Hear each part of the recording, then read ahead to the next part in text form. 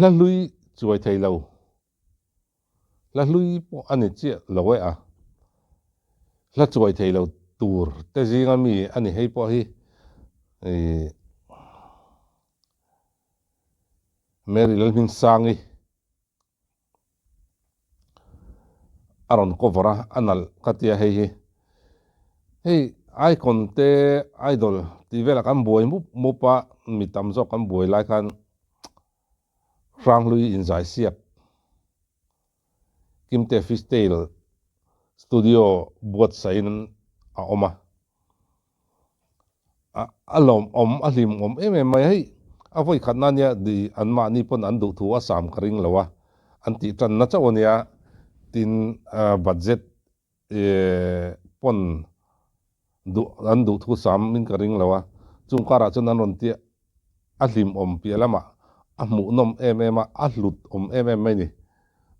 eng pon se ngai thap potang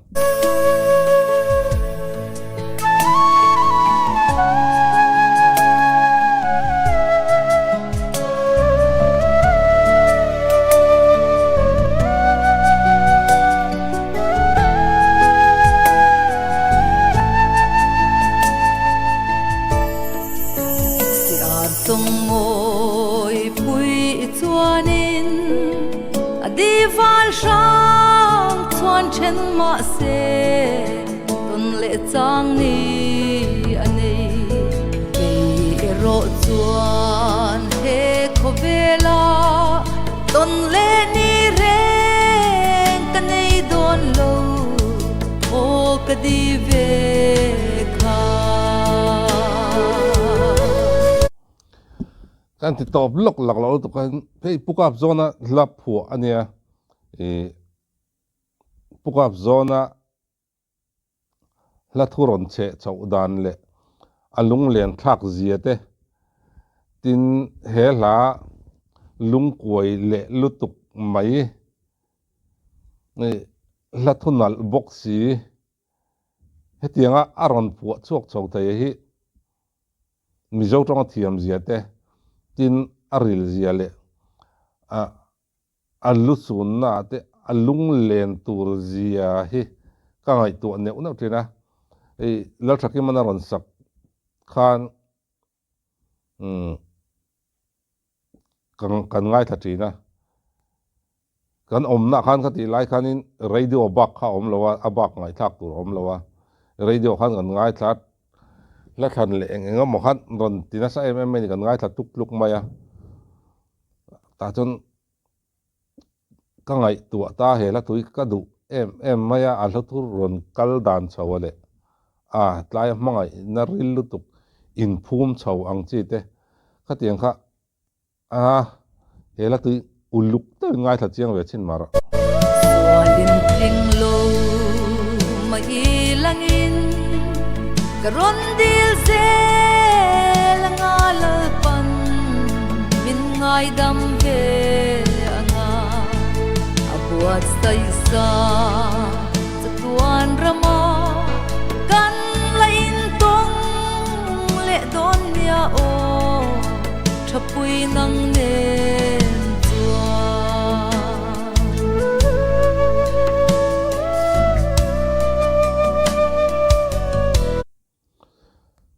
primer hi lungdai lampang chuak nin ka ria ka hresolem o ka hrelo kum hetiang ruala o avan la nei thate reng ti te ka ril rualo oma pakhat ani om tak boni zai thiam vong khop mai na kum la man la ti le don ni jang kai pokatel veng rezan kwa seisi dot velila kop lai chen chuan tuar har ti ve lung lên ka zo la ve rap roi in kan run ma ten ka ron fang tu chu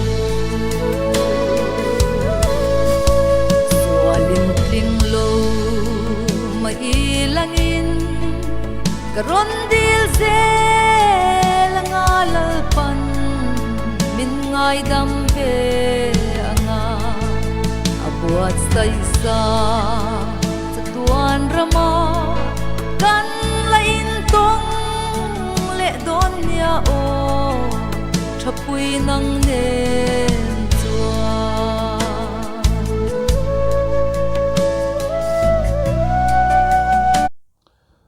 hei ka tia ka soi thina kim te fitel record hi par chuai dar luai ni sila oi chonin avan tho hlok take o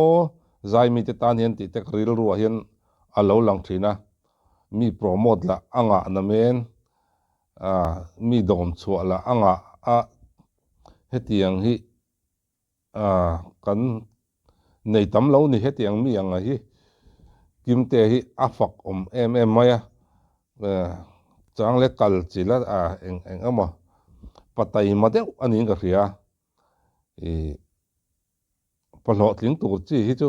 an ni hrim tai ma le tei rei pai hei lati tangat ngat maya hetiang mi hi chu lo tlin hin phu hrim ani an soi tong khan nia nakuman ti le don chon tel ve hrim te poi chak oma eng kan niang te na ni lo ke ni chu zai thiam kan ni lo kel rol la thian zawa ko na zai mai thin ka kan nia amaro chu tianga han tel ve hrim ati tam tu tel ve hrim te poi ka chaka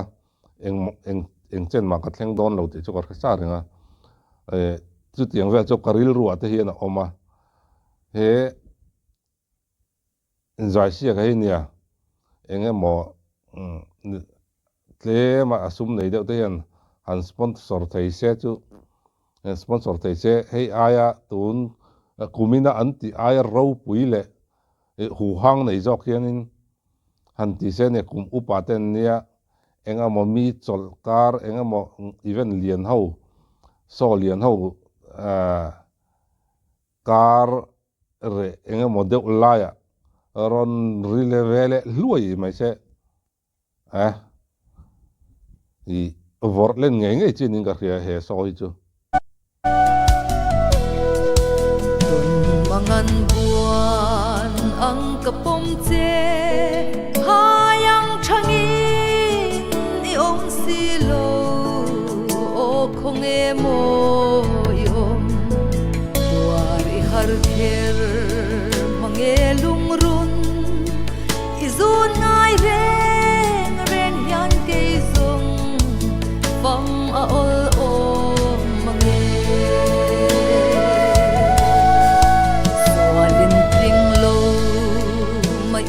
langin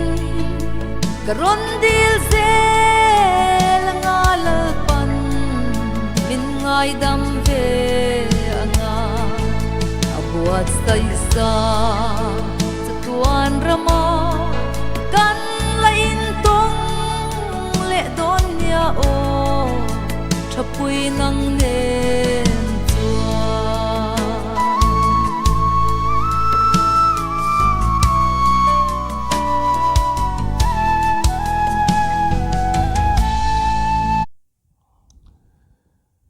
Mary lalming sangi no in vong takani karinga amel ala tha ema aku manau pang cheto lo ti chu hriat renga ma se chu ti chung chuan kum ai lang no pang chi ani don ti hriat renga chan chu min toi fai pe mi ni don ti hriata tin ama in vong tak di lo se tu na hetiang khopa moi le nal hian azai thei don lo ti hriat renga fak om tak zet mai azai ngai thla ka nuama lunga koi rai maya alha ron thlan nen ngai thla ka nuam khop mai ani po la thar dang nal tak nen kan mule tura nga yang hun manom vek ule